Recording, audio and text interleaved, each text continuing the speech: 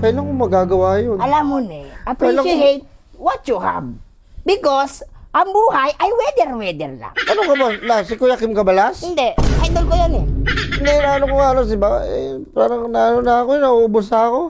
Yan. Alam mo ni, lalaki tayo ni, lalaki ka. Kaya mo yan.